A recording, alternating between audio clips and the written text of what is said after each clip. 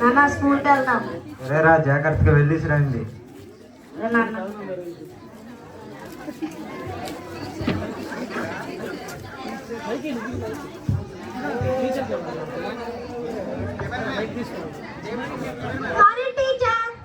Good morning పిల్లలు, కూర్చోండి.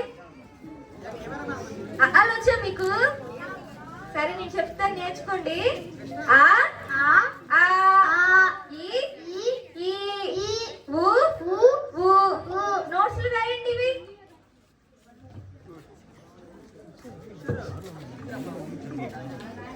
సరే అయితే రేపు ఈ హోంవర్క్ చేసుకొని రావాలి, ఓకేనా? సరే అయితే బాయ్. పిల్లలు ఇంటికి వెళ్తారు.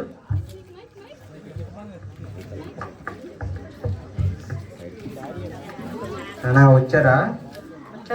ఏం నేర్చుకున్నారు? సరేలే, హోంవర్క్ చేసి తినేసి పడుకోండి. 5 సంవత్సరాల తర్వాత అంటే 5th క్లాస్కి వచ్చిన తర్వాత మరలా స్కూల్కి వెళ్తారు.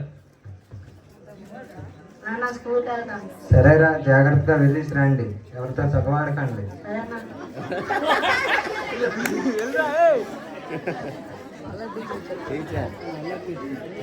Good morning children. సరే అయితే ఈ రోజు మనం కాలుష్యం అనే లెసన్ గురించి నేర్చుకుందాం, ఓకేనా? కాలుష్యం 3 రకాలు: నేల కాలుష్యం, నీరు కాలుష్యం, శబ్ద కాలుష్యం. వీటి గురించి రేపు నోట్స్ రాసుకుని రండి, ఓకేనా?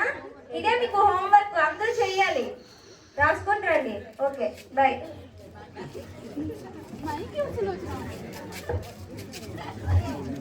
వచ్చారా? ఏం నేర్చుకుంటారు? కాలుష్యం గురించి. సరే, తినేసి పడుకోండి. జాగ్రత్తగా చదువుకొని హోంవర్క్ చేసి తినేసి పడుకోండి. ఆ ఇద్దరిలో ఒక వ్యక్తి హోంవర్క్ చేస్తాడు, ఒక వ్యక్తి హోంవర్క్ చేయడు. మరలా స్కూల్కి వెళ్తారు. మరుసటి రోజు స్కూల్కి వెళ్తారు. ఒక అబ్బాయి హోంవర్క్ చేశాడు, ఒక అబ్బాయి హోంవర్క్ చేయలేదు. సరేరా, వెళ్ళండి. Good morning teacher. Good morning children. కూర్చోండి అందరూ. హోంవర్క్ చెప్పని చేశారా? చేశారా అందరూ? నువ్వేం చేయలేదు? స్టాండప్. ఎందుకని చేయలేదు? చేయమని చెప్పాను కదా. ఎందుకు చేయలేదు? ఇది మళ్ళీ రిపీట్ కాకూడదు. Okay bye.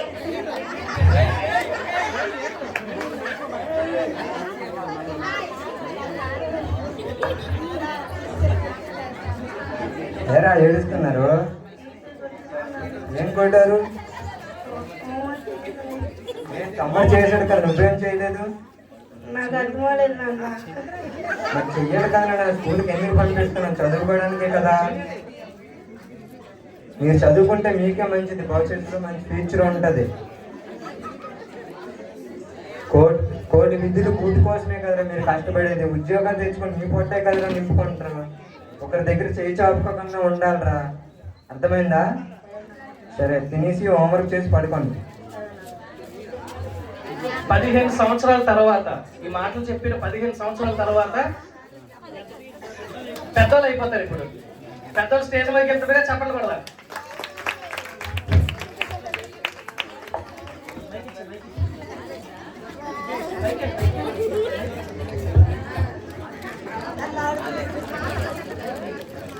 Present intermediate age లో ఉన్నారు. Hi ma'am. మేడం నమస్తే. ఏంట్రా మేడం ఇలా విష్ చేస్తారా? ట్రెండింగ్ మేడం ఇదంతా. ఏంటి ట్రెండింగ్ ఏంటి? Okay SIT down. Okay teacher.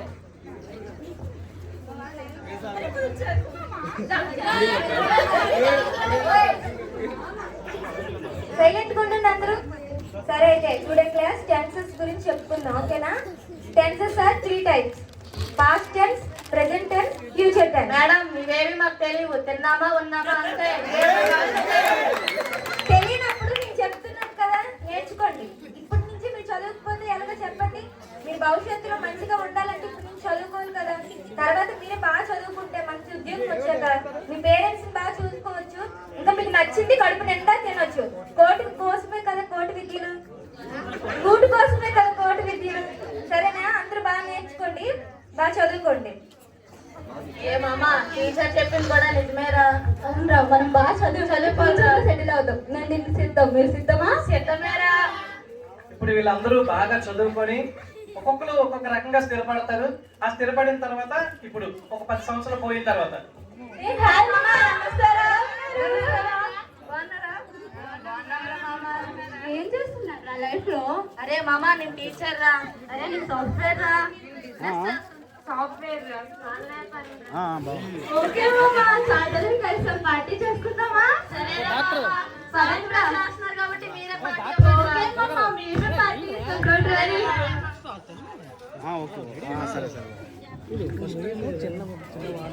రెస్టారెంట్కి వచ్చాం. అరే మామా సెల్ఫీ రా. అరే మామా ఇది నాదిరా. మామా నాదిరా.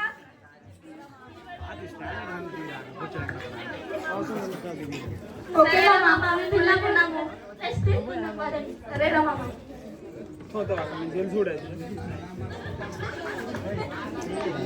హలో మామా చెప్పు. ఎక్కడున్నావురా? అరే రెస్ట్ తీసుకుంటున్నాను రా. ఈరోజు ఫుల్ తిరిగిసాను కదా, స్టమక్ పెయిన్ ఉందిరా. పదండ్రా డాక్టర్ దగ్గరికి వెళ్దామా? అంతలా తినకూడదు. డాక్టర్ బాబు ఫాస్ట్ గా.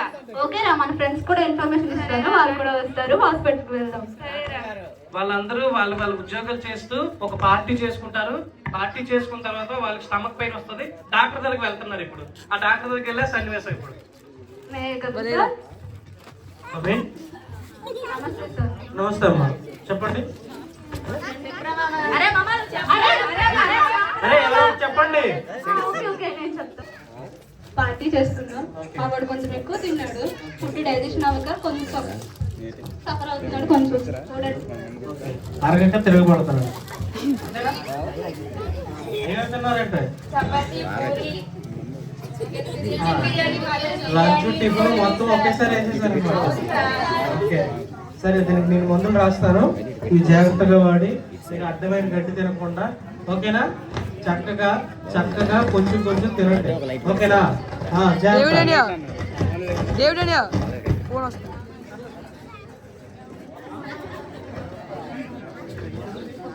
హలో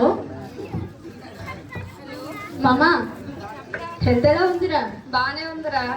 నేను పార్టీకి వచ్చాం, లైట్ గా వస్తావా? వస్తాను రా. అరే హెల్త్ బాగాలేదు కదరా? తగ్గిపోయిందిరా. ఓకేనా? ఓకేరా. అయితే లొకేషన్ పెడతా, వచ్చాయి. సరేరా. మళ్ళా పార్టీ చేసుకుంటున్నారు. అరే ఇద్దరు ఫ్రెండ్స్ రా. అరే అకేదో బాగాలేపోయి ఉంటది లేరా మామా. ఓకే మామ, మనం చిల్లాదాం, కూర్చోండి.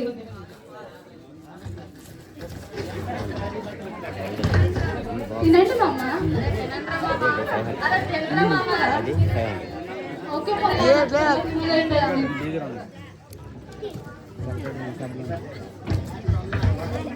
హలో మామ, ఫుల్ స్టమక్ పెయిన్ వస్తుంది మామ. అరే ఫుడ్ పాయిజన్ అయినట్టుంది, పదండి హాస్పిటల్కి వెళ్దాం. నమస్తే సార్. గుర్తుపట్టారా? అదే సార్ నిన్న మా ఫ్రెండ్ బాలేదని వచ్చింది కదా సార్. సార్ అదే ప్రాబ్లం ముగ్గురికి వచ్చింది సార్. చెప్పండి, ఏమైంది? ముగ్గురికి కూడా నొప్పి వచ్చింది సార్. గురికి నొప్పి వచ్చిందా? అవును సార్. ఎంత గట్టి తిన్నారా? చాలా గట్టిగా తిన్నాం సార్. చాలా గట్టిగా తిన్నారా? మీరు చెప్పాను కదా మీకు లిమిట్ లో తినాలని చెప్పేసి. ఈ డైట్ మా వల్ల కాదు సార్. డైట్ మీ వల్ల మా కాకపోతే వల్ల అవుతుందేమో కానీ ఆవిడ చూసి చెప్పండి, ఆవిడ వల్ల కాదు. ఎవరి వల్ల అయినా అవ్వకపోయినా కొంచెం లిమిట్ లో మనం తినాలి. ఎందుకు కొత్త వయసు వచ్చిన తర్వాత మనం లిమిట్ దాటితే మనం కూడా లిమిట్ దాటిపోతాం. ఎక్కడి నుండి? కింద నుండి పై వరకు. ఓకేనా? చనిపోయే అవకాశం కూడా ఉంది. నేనైతే ఏమీ చేయలేను, ఓకేనా? జాగ్రత్తగా మీరు డైట్ పాటిస్తేనే మీరు బ్రతుకుతారు, లేకపోతే చచ్చిపోతారు. జాగ్రత్త, ఓకేనా? అరే చావు అంటున్నారు, బ్రతుకుట అంటున్నారు. ఏం జరుగుతుందిరా? ఏం జరుగుతుందిరా మన లైఫ్ లో? అరే ఏంట్రా మామా. అరే ఇదంతా కాదురా. అమ్మ వాళ్ళ దగ్గరికి వెళ్దాం కదండి. మళ్ళా డాక్టర్ గెలుస్తారా? అమ్మ నాన్న అందరికి ఎదురే. Hi aunty, hi uncle.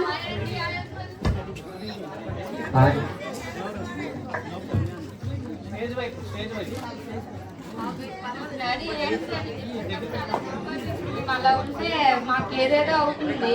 ఏమైందిరా? మీరే కదా కోటి విద్యలు కోటి కోసం అని చెప్పారు. ఉద్యోగం చేసుకుంటే కడుపు నిండా తినొచ్చు అని చెప్పారు. ఇప్పుడే ఉద్యోగం చేసుకొని కడుపు నిండా తిని డాక్టర్ దగ్గరికి వెళ్తే చనిపోతామంటున్నారు, షుగర్ అంటున్నారు, అది ఇది అని భయపెట్టేస్తున్నారు. ఏంటండి కడుపుకు పట్టినంటే తినాలి రా, అతిగా తింటే అది ఎలాగ అరుగుతుంది చెప్పండి. కూడా మాకు అబద్ధం. చేస్తా ఫోటో. మీ దగ్గర కూడా మాకు సమాధానం దొరకట్లేదు. దీపు స్లే దీపు. కోటి విద్యలు కోటి కోసమే దీపు స్లే దీపు దీపు. నిజమే కదా మరి. మేము అదే లేదు స్లే నా ఊర్లో కూర్చుంది. ఏంట్రా బాబు ఇలా? అయినా వీళ్ళ దగ్గర మనకి సమాధానం దొరకదురా. మనకి గురువు ఉన్నారు కదా, ఆవిడ దగ్గరికి వెళ్ళి మనం తెలుసుకుందాం. శుభోదయం టీచర్. ఎవరమ్మా మీరు? మీరు ఒక చెప్పారు గుర్తుందా టీచర్? ఏం చెప్పాను? కోటి విద్యలు కూటి కోసమే కదని చెప్పారు కదా మేడం. అవునమ్మా. ఏం చేస్తున్నారు ఇప్పుడు? నేను సాఫ్ట్వేర్ టీచర్. టీచర్ అయ్యా టీచర్? Software madam. ఓకే, అందరు మంచి పొజిషన్ లో ఉన్నారు అయితే. నాకు ఇప్పుడు ఒక పెద్ద సమస్య వచ్చింది టీచర్. ఏమైంది? మేము సంపాదించినంత తిండి కోసం పెడుతున్నాం. ఇంకా తినడం వలన మాకు లేనిపోని వ్యాధులు వస్తున్నాయి. దీనికి బీపీ, దీనికి షుగర్, నాకు లివర్ ప్రాబ్లం. మీరు సంపాదించారని మొత్తం పట్టు కోసమే పెడతారా?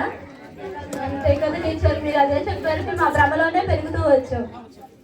అవును, కానీ మొత్తంగా తినకూడదు కదా, కడుపు పట్టిందే తినాలి కదా. అంతా ఎలా తినేస్తారు?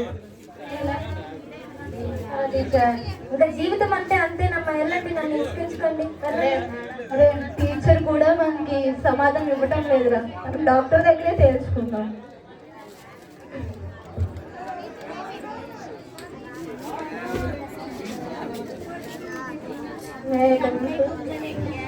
చెప్పండి.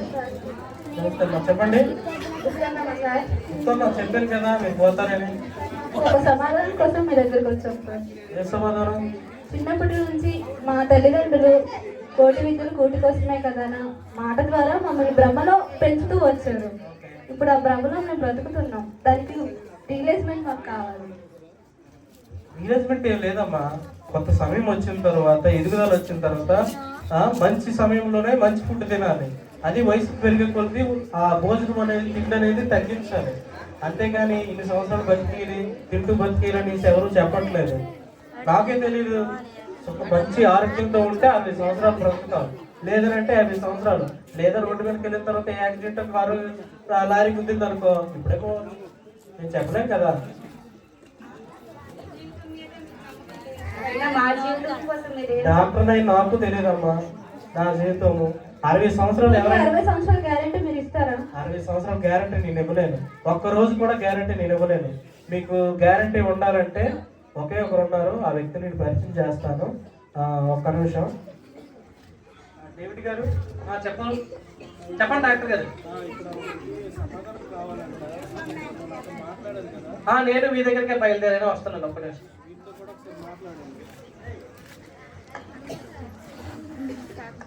ఓకే, ఇదిగోమ్మా, మీకు సమాధానం కావాలన్నారు కదా. మీ దగ్గర లేని సమాధానం మీ ద్వారా మాకు దొరుకుతుందా? దొరుకుతుందమ్మా, మీరు వినండి. నమస్తే సార్. నమస్తే. ఏంటమ్మా మీ ప్రాబ్లం? ఏంటి మీ సమస్య? కోటి విద్యలు కోటి కోసం అన్న మాట ద్వారా మా తల్లిదండ్రులు మమ్మల్ని మోసం చేశారు. అవును, మీరు బాగుపడుతున్నారని చెప్పారు. విద్య నేర్పిన గురువు కూడా మోసం చేశారు. అలాగే డాక్టర్స్ కూడా ఫుడ్ కూడా తినొద్దు అంటున్నారు. అంటే కొంత వయసు వచ్చాక మనం కొన్ని ఫుడ్లు తగ్గించుకుంటే ఆరోగ్యానికి మంచిది. అలాగే బ్రతుకుట చావట గురించి మాట్లాడుతున్నారు. మేము మరణం తర్వాత ఏమవుతామో కూడా మాకు తెలియదు కదా. అంటే మీకు ఇప్పటి వరకు మీరు తినడం, సంపాదించడం, లేదంటే మంచి ఉన్నత స్థాయికి వెళ్ళడం మాత్రమే మీరు నేర్చుకున్నారు. ఒక చావు గురించి కానీ, మరణం గురించి కానీ, లేదంటే మనకు ఒక జీవితం ఉందని కానీ అది మీకు తెలియదు, అంతేనా? అయితే నేను తెలుసుకున్న సత్యం 2 మాటలు నేను మీతో చెప్పాలనుకుంటున్నాను. అది విన్నాక కూడా మీ సమాధానం దొరకకపోతే అప్పుడు మీరు మళ్ళీ నన్ను క్వశ్చన్ చేయండి, ఓకేనా? Okay sir. అయితే మానవుడు మొట్టమొదటిగా పుడతాడు. పుట్టిన తర్వాత తను ఎలా బ్రతకాలో తెలియదు. ఫస్ట్ గా మనకి ఎవరు నేర్పిస్తారు? మన తల్లిదండ్రులు నేర్పిస్తారు. ఏంటి? స్కూల్కి ఎలా వెళ్ళాలి, అన్నం ఎలా తినాలి, బయట వాళ్ళతో ఎలా మాట్లాడాలి, మంచిగా ఎలా ఉండాలని చెప్పి తల్లిదండ్రులు నేర్పిస్తారు. నేర్పిస్తారా? నేర్పించరా? నీకు మీ తల్లిదండ్రులు అలాగే నేర్పించారు కదా. ఆ తర్వాత సెకండ్ స్టేజ్ లో ఎక్కడికి వెళ్తారు? మన గురువుల దగ్గరికి వెళ్తారు. టీచర్ల దగ్గరికి వెళ్ళిన తర్వాత వాళ్ళు విద్యను అభ్యసించి మీరు ఎటువంటి మార్గంలో వెళ్ళాలి, ఆ విద్యను అభ్యసించిన టీచర్లు బట్టి మీరు కొంత సన్మార్గంలో వెళ్ళేవారు, సన్మార్గంలో వెళ్తారు. ఆ తర్వాత ఏమవుతుంది? మీరు మంచి ఉన్నత స్థాయికి వెళ్ళిపోతారు, లేదంటే ఒక బిజినెస్ చేసుకుంటారు, లేదంటే కూటి కోసం కోటి విద్యలు అన్నారు కాబట్టి ఏదో ఒక విద్య చేసుకొని మీ పొట్ట నింపుకోవడానికి మీరు ప్రయత్నిస్తారు. తప్పు లేదు, ఇక్కడ వరకు బాగానే ఉంది. కానీ మీరు ఇప్పుడు మీ పొట్టలో ఫుల్ గా తినేసిన తర్వాత మీరు హాస్పిటల్కి వెళ్ళారు. హాస్పిటల్కి వెళ్ళిన తర్వాత డాక్టర్ ఏం చెప్పాడు?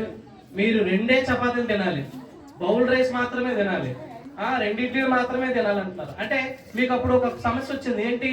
నేను తింటున్నాను, ఇన్ని రోజులు నేను సంపాదించింది నా తిండి కోసం అని చెప్పి నేను ఎంత సంపాదించాను, ఎంత బిజినెస్ చేస్తున్నాను, నానా కష్టాలు పడి పొద్దున్న ఎప్పుడో వెళ్ళి సాయంత్రం ఎప్పుడో ఇంటికి వచ్చి ఎంత కూడబెట్టి నేను 2 చపాతీలు తింటున్నాను అంటే నా జీవితం ఇంతేనా?